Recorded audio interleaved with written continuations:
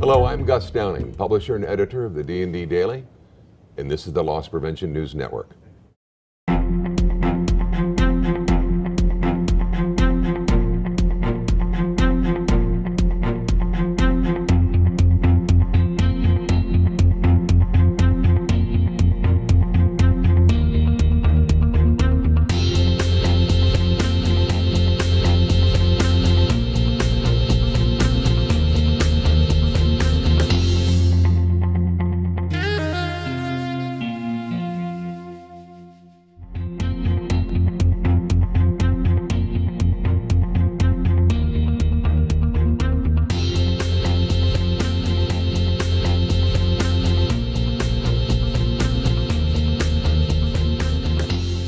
We're here today with Hedgie Bartol, Retail Business Development Manager at Access Communication North America.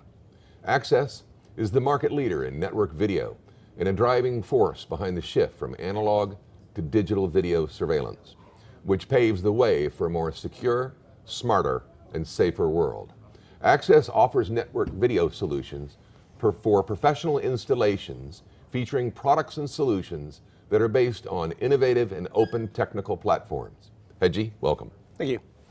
Hedgie, I'd like to start out by asking you, what's new in IP video? What's coming down the track? This has been changing so much over the last couple of years. It's incredible. It's lightning speed. I think probably the primary change that you're seeing coming with this technology is the cameras themselves are becoming more and more intelligent. Mm-hmm. If you think about it, a camera, an IP camera is simply a computer with a lens, as it were. So you're seeing more and more processing power being able to be handled by these cameras. So you'll see technologies at the edge that'll be able to handle light better. In retail, there's a tremendous amount of issues with harsh backlighting with the windows and the storefronts. So you'll see the ability to handle that light and the exposure so that you have a more forensic quality video. Not necessarily, don't always get caught up in the thought of a pretty picture. The goal for surveillance is not to provide the most pleasing to the eye image, but one that has forensic quality that is useful in the court of law. Mm-hmm. So with that processing power also comes the ability to handle extreme low light conditions as well. So in almost complete darkness, you can see at full color, full frame rate, and full resolution, which is something we've never really had before. You'll see more of an expectation with the advanced analytics moving to the edge, where the camera itself is the brains behind the operation, being able to do things like people counting, traffic patterns, facial recognition and cataloging.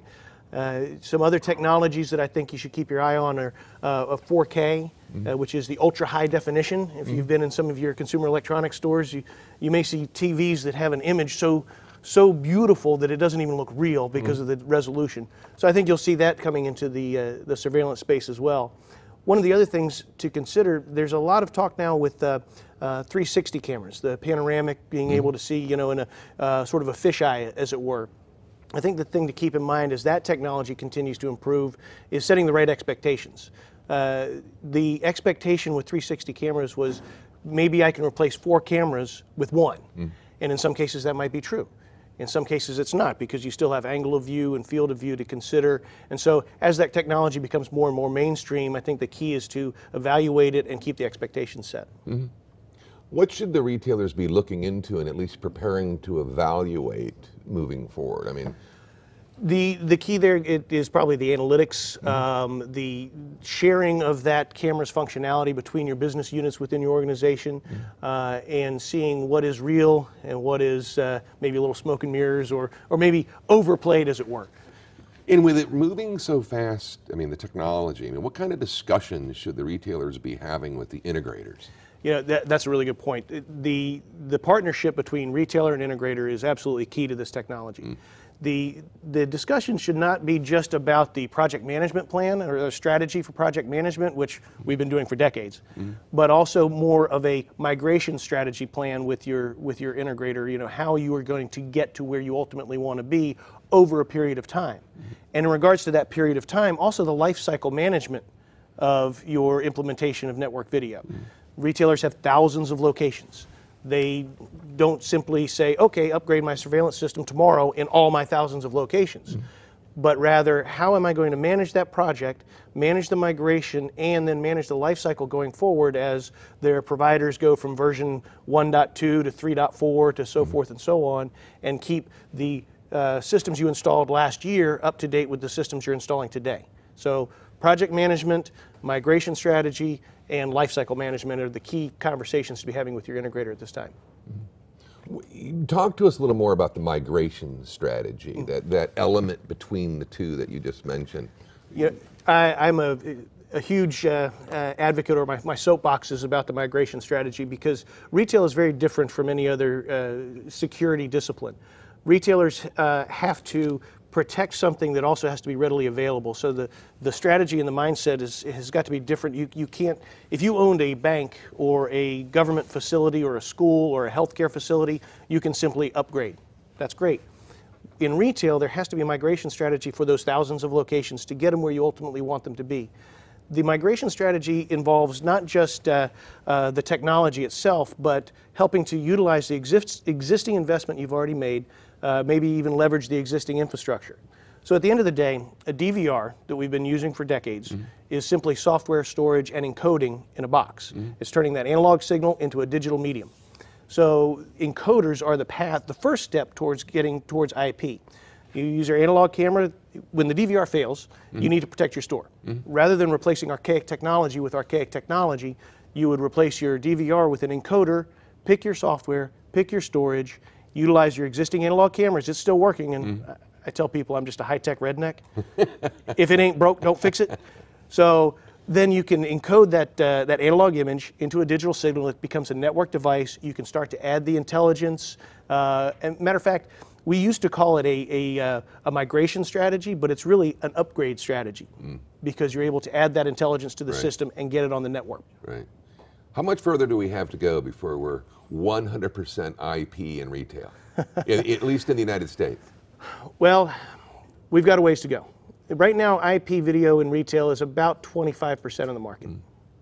So we've still got a ways to go. The good news is the technology is here.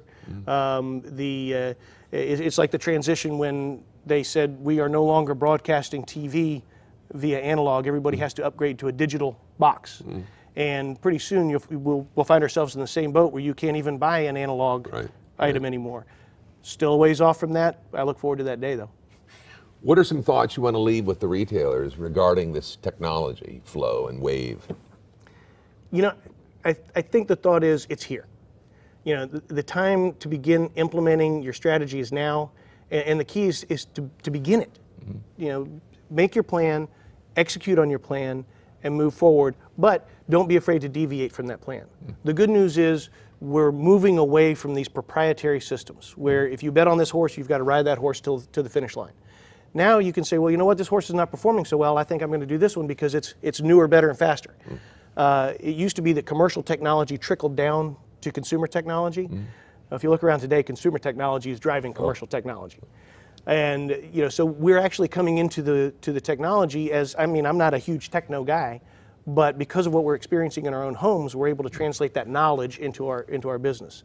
So, you know, the key is to make your plan, execute on it, and don't get caught with analysis paralysis. Because the good news is you've got about 1 billion different ways you could do this, and the bad news is you've got about 1 billion different ways you could do this. So. Hedgie, thank you for the sponsorship of the event today. My pleasure. You guys have been fantastic to work with. We enjoy it. Thank you so much for what you do. That's it for this session, and I'd like to hand it over to Joe and Amber.